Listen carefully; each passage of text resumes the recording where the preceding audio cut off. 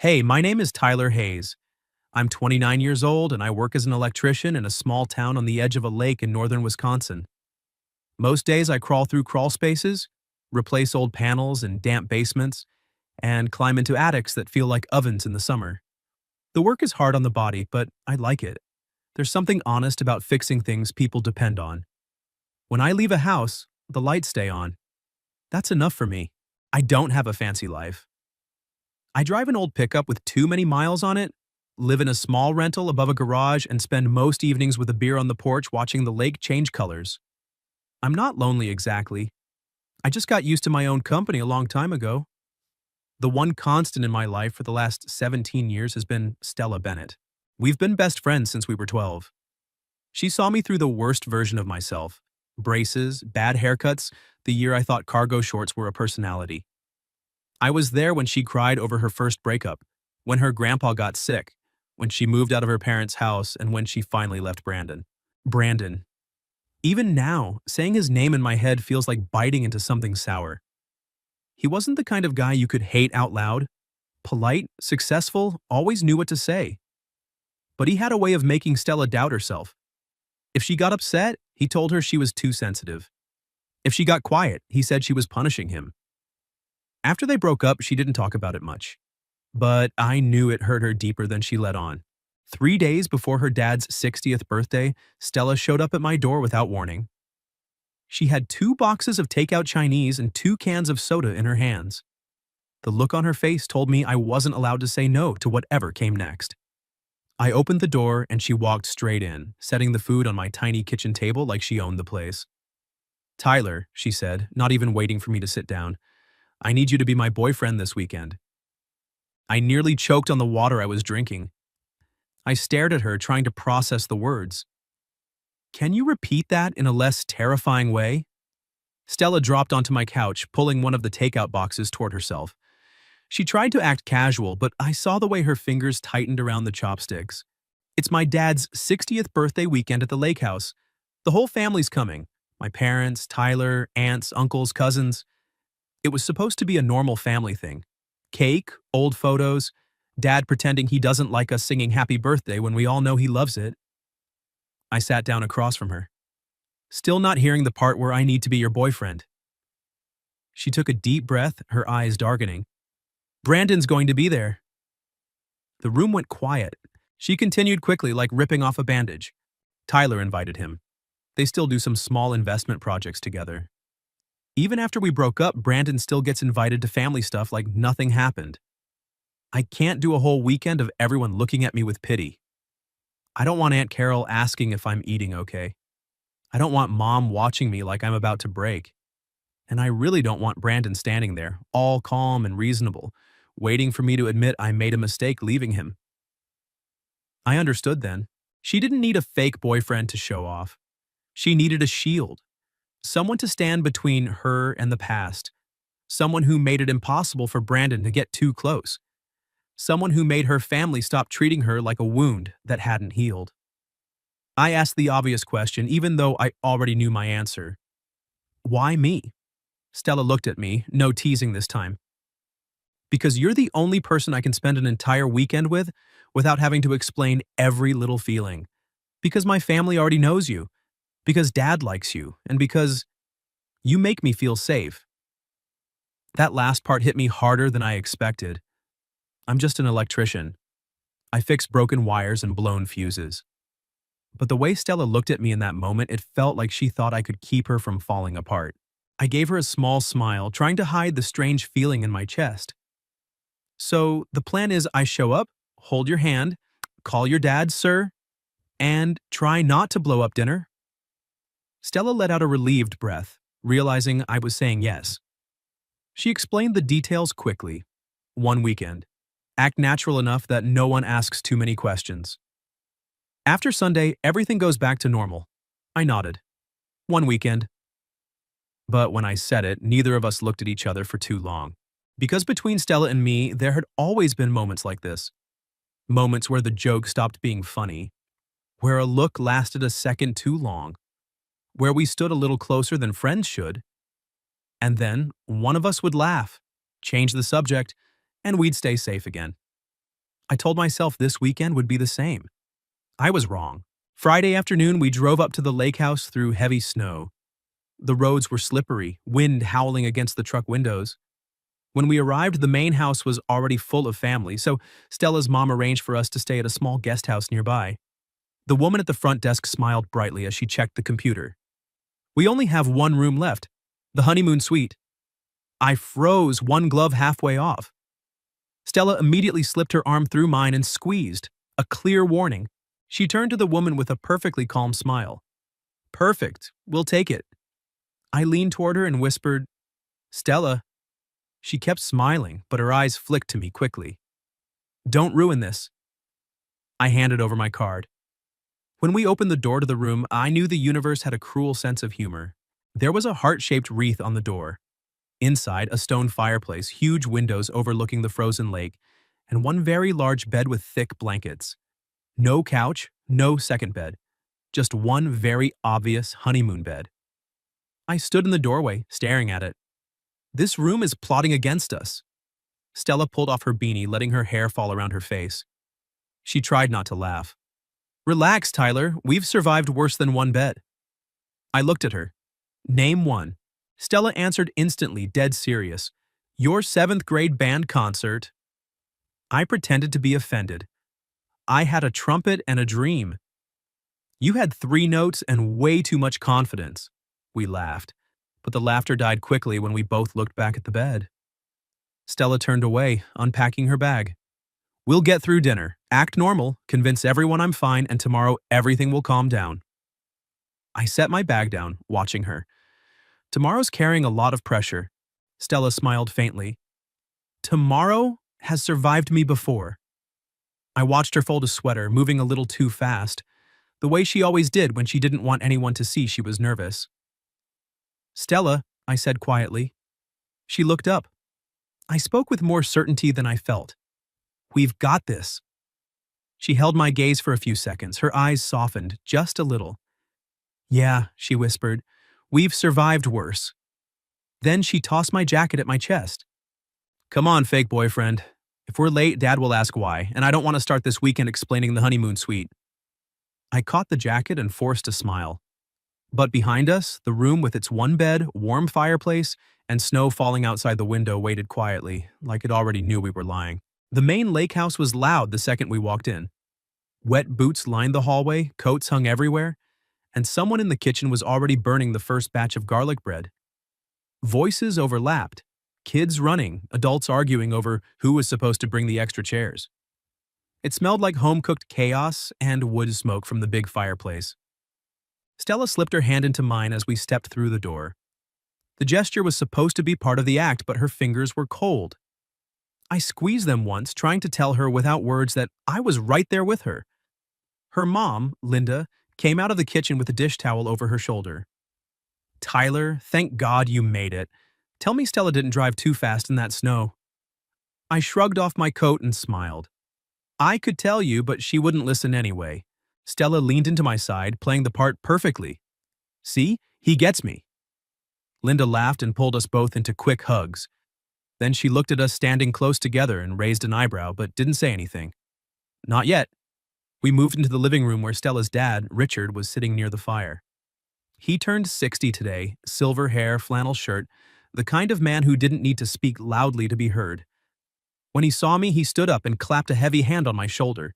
Tyler, the only electrician I trust not to burn my house down. I grinned. Happy birthday, sir. I'll take that as high praise. His eyes moved from me to Stella, who was still standing close enough that our arms brushed. One of his eyebrows lifted slightly. So, you two finally figured it out? Stella immediately kissed his cheek, talking fast. Happy birthday, Dad. Don't start interrogating us at the door. Richard chuckled, low and warm. I'm just saying, I have eyes. I felt Stella tense beside me. I slid my arm around her waist without thinking. It was supposed to be fake. It didn't feel fake. Then I saw Brandon. He was standing near the kitchen counter talking to Tyler, Stella's older brother. Crisp gray sweater, expensive watch, that calm, reasonable smile he always wore. When his eyes landed on Stella's hand and mine, his expression didn't change much. But I caught the brief pause, the way his jaw tightened for half a second. Dinner was loud and warm and overwhelming in the best and worst ways. The long wooden table was packed with family, plates of roasted chicken, mashed potatoes, green beans, and too many casseroles.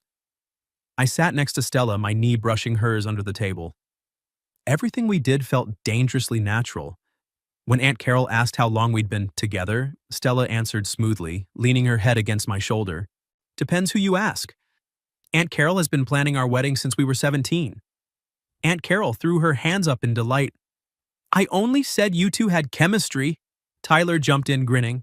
You said they looked like a Christmas card. They do, Aunt Carol insisted. The whole table laughed. Under the table, Stella's hand found mine and held on. I didn't let go. I passed her the sweet potato casserole because I knew she loved it. She stole a piece of chicken from my plate without asking, like she'd done it 1,000 times before. When Aunt Carol gently asked Stella if she was eating okay these days, I felt Stella stiffen. Before she had to answer, I smiled at her aunt and said casually, "She's been too busy helping me pick out curtains." My place was starting to look like a construction site. Stella turned to me, eyes bright with relief and something warmer. You needed the help. You almost bought shower curtains for the living room. They were nice fabric, I said seriously.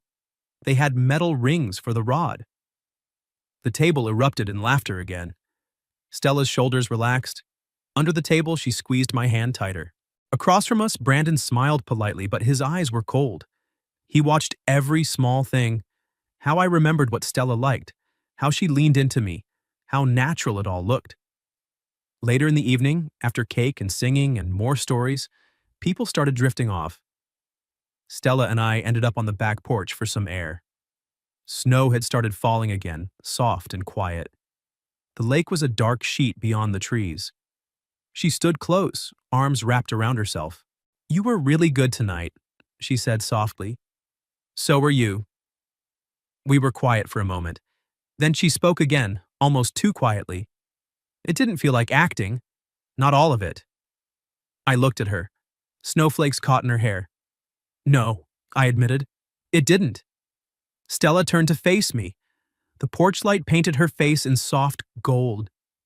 For a second, neither of us moved. The air between us felt heavy, charged with everything we'd been ignoring for years. She opened her mouth to say something, but the back door opened. Tyler stuck his head out. You two lovebirds coming back inside?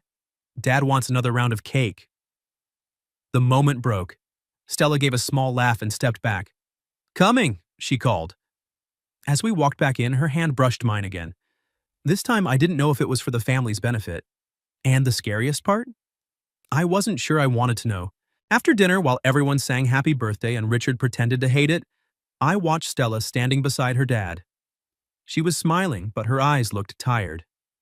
When Richard pulled her into a hug and whispered something only she could hear, her shoulders tensed for just a moment. I knew that look. She was holding it together. Later that night, back in the honeymoon suite, the silence felt heavier than before.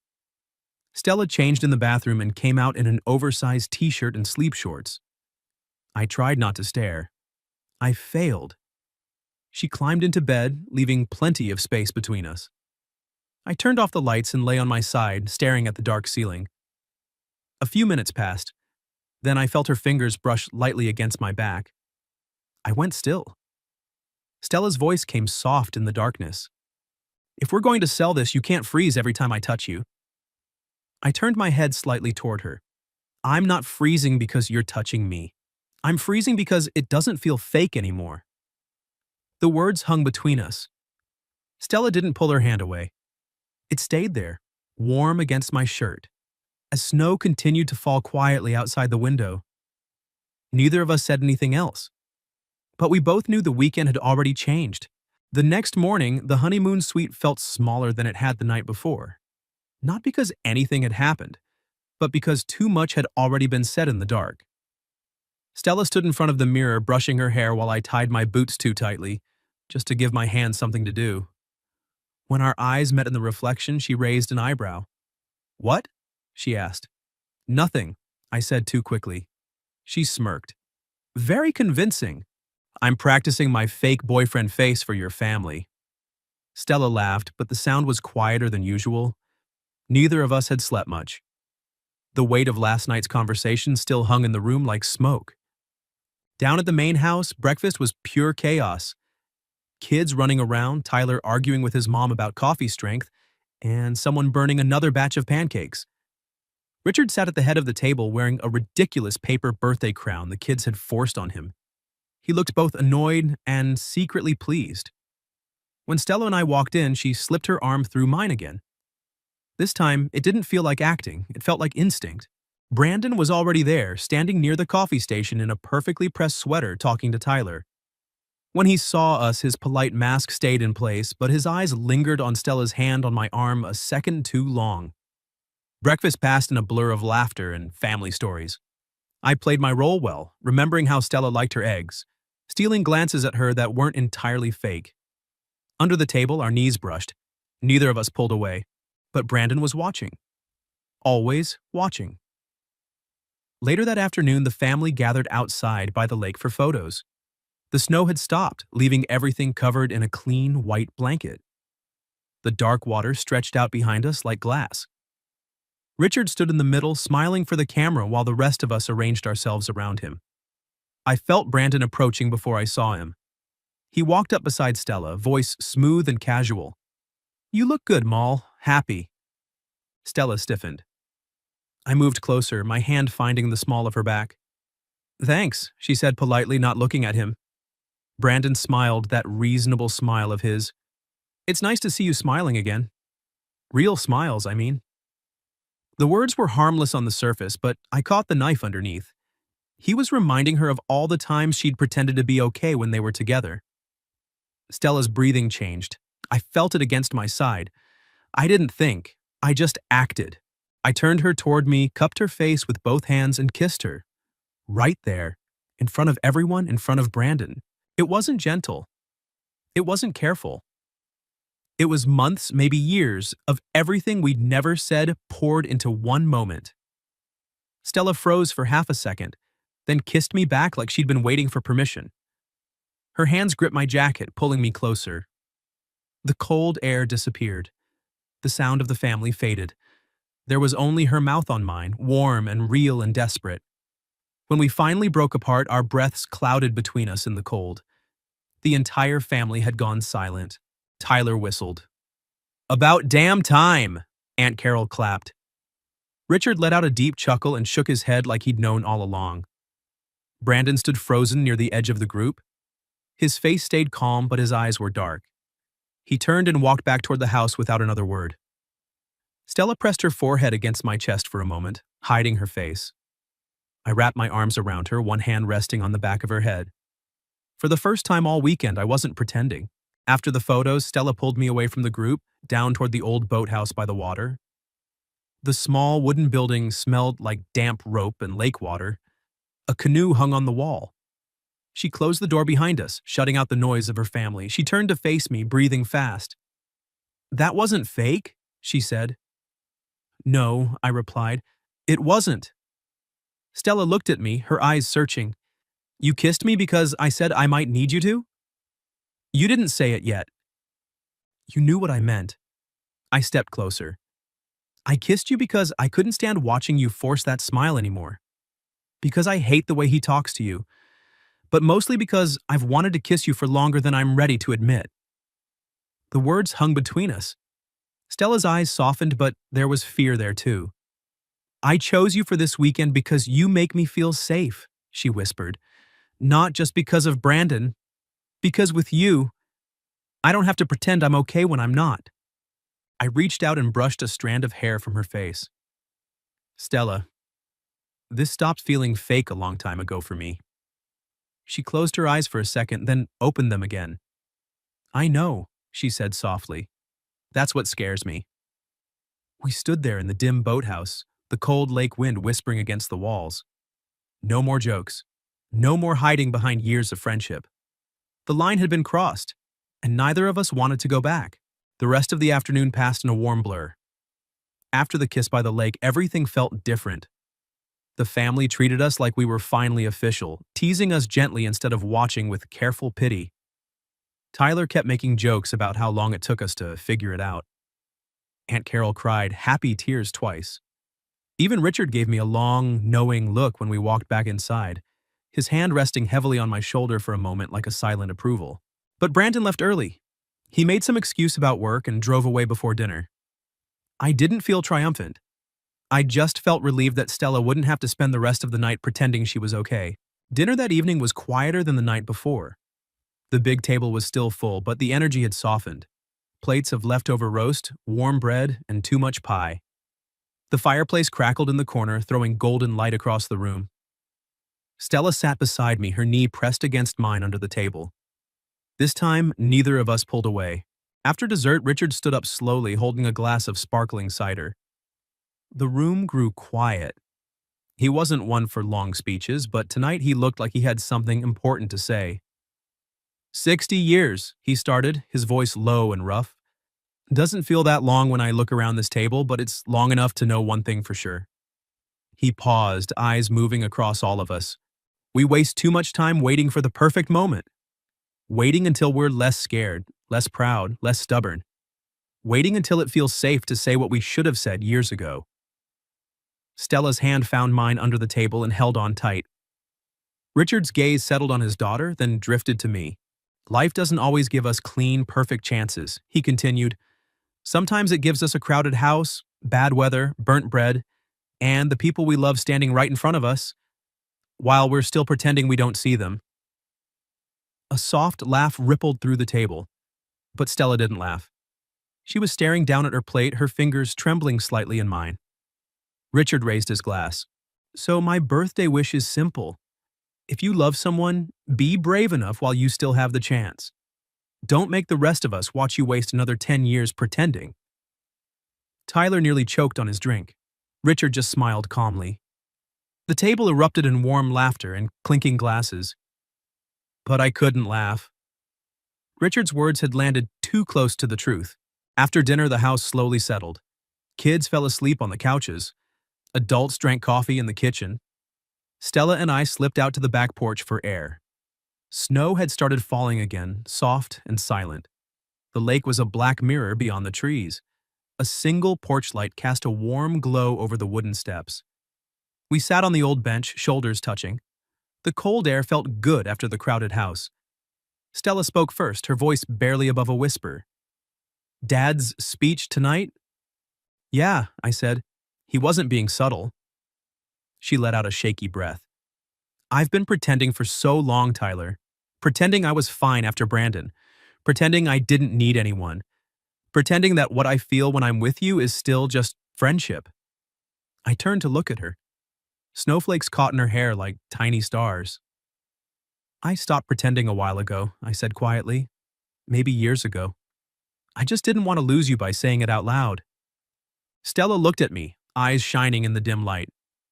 I chose you for this weekend because you've always been my safe place, she whispered. But it's more than that. You make me want things again. You make me believe I can be happy without having to prove anything. My chest felt tight. I reached out and brushed a snowflake from her cheek. I love you, Stella, I said. The words came out steady, even though my heart was racing. Not as a friend, not as a fake boyfriend. I love you. I've loved you for longer than I can remember. And I'm tired of pretending I don't. She stared at me for a long moment. Then she leaned in, pressing her forehead against mine. I love you too, she breathed. I think I've been in love with you for years and was too scared to admit it. I didn't want to ruin what we had. You couldn't ruin it, I said. We were always meant to end up here. We kissed on the porch, slow and deep, with snow falling softly around us. There was no audience this time, no Brandon watching, no family cheering, just us. When we pulled apart, Stella smiled. A real smile, soft and tired and beautiful. So, you're fired as my fake boyfriend. I laughed quietly. Good, I didn't want the job anymore anyway. She rested her head on my shoulder. We sat there for a long time, wrapped in the quiet of the falling snow, the warmth of finally telling the truth. That night, back in the honeymoon suite, we didn't sleep on opposite sides of the bed. Stella curled into me, her head on my chest, my arm around her. For the first time all weekend, the room felt exactly right. No more pretending. A few months later, we returned to the lake house for Easter. This time there was no fake story, no careful distance, no excuse about why we needed to share a room. Stella walked into the house with her fingers laced through mine like it was the most natural thing in the world. Aunt Carol took one look at us and simply said, "Finally, I was getting tired." Tyler still tried to take credit. "At least admit I helped by inviting Brandon," he said with a grin. Stella pointed at him without hesitation. "You're still at negative credit." Richard sat at the head of the table as usual, watching us with quiet satisfaction. When Stella reached over and stole fries from my plate without asking, he looked at me and said dryly, "Don't complain, Tyler. You're the last one to catch up. Be grateful." Stella laughed so hard she nearly choked. I just smiled and let her take whatever she wanted. Watching her laugh like that, unguarded, bright, no mask, was still my favorite thing in the world. The transition wasn't magically easy. We had been best friends for 17 years. Turning that into something more came with its own complications. There were nights Stella got scared that if we didn't work out, she would lose the one person who had always been her safe place. She told me that once while we were sitting in my truck after a long day. I didn't brush it off. "I'm scared too," I said, holding her hand on the gear shift. "But I'm more scared of going back to pretending you're just my friend." That became our first real rule. No more hiding behind jokes when things got heavy. We still laughed constantly. She still teased me for being a 30-year-old electrician who once spent 20 minutes trying to install a simple light fixture because I wanted it to look cool. I still made fun of her for turning every grocery run into a sociological study of the people in line. But when something hurt, we talked about it now. No running, no deflecting. One evening, Richard pulled me aside on the porch while Stella was inside helping her mom. He handed me a beer and looked out at the lake for a long moment. "I know my daughter is strong," he said finally, "but strong doesn't mean she doesn't need someone." "I know, sir." He turned to look at me. Brandon made her feel like needing someone made her weak. I don't ever want to see her go back to that. I met his eyes. I don't want Stella to make herself smaller to fit me. I love her exactly the way she is. Richard studied me for a long time. Then he nodded once. "Good." That was the closest thing to a blessing I was going to get. And it was enough. Later that night, Stella and I sat on the same porch where we had confessed months earlier. The snow was gone now. Summer air moved softly through the trees. She was eating fries from my plate again, legs tucked under her on the bench. I watched her for a moment, then said quietly, "I was thinking about that first weekend." She looked up, smiling softly. "The honeymoon suite?" "Yeah, and how scared we both were. How long we waited." Stella set the fries down and turned toward me. "We wasted a lot of time," she said. "We did, but we're not wasting this part." She leaned in and kissed me, slow, warm, and sure. No audience, no Brandon, no fear of what came next. Just us. Love wasn't something that suddenly appeared that snowy weekend. It had been there for years.